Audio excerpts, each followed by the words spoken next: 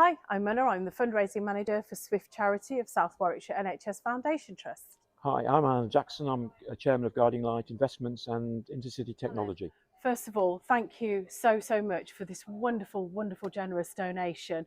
What does this donation mean to you?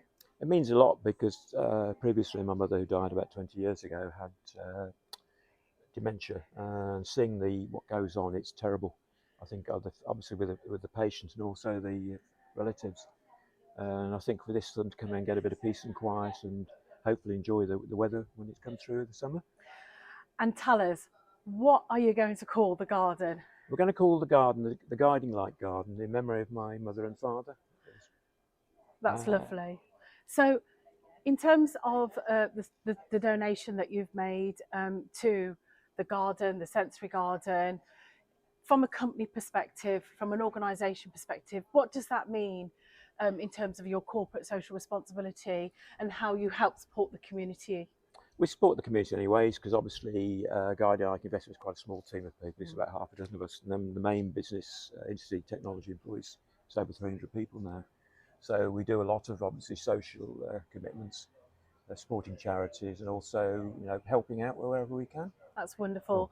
Thank you, Alan, again for your wonderful donation.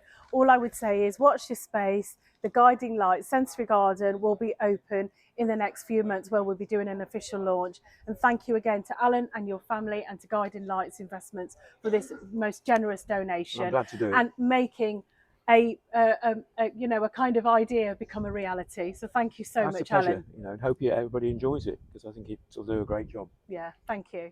Hi, Eliza. This is a great project. I mean, a sensory garden, finally, for dementia patients. What will it really mean for their care? Oh, it'll be wonderful to have an outdoor space for our patients to be able to visit. They can feel caged on the ward without any fresh air. So this space gives us the opportunity for them to leave the ward, have some time in a quieter area and do some purposeful activity whilst they're recovering from illness.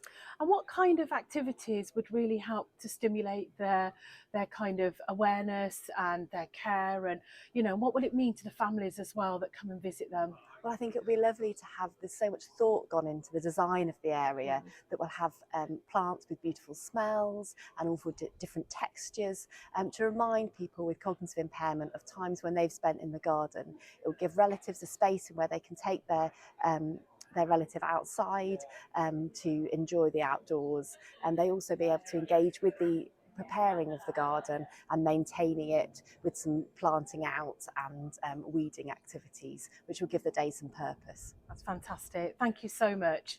Glen, this is a great project. There's so much redevelopment going on around the hospitals at the moment. What do you think this means to our trust, in particular here at Warwick Hospital? Well, we're kind of using every square foot of the site at the moment, but this is fantastic to find this facility that we can dedicate for our patients, actually, to have somewhere to go and sense the kind of outdoors, to not be in the ward and to support our patients with dementia. Brilliant.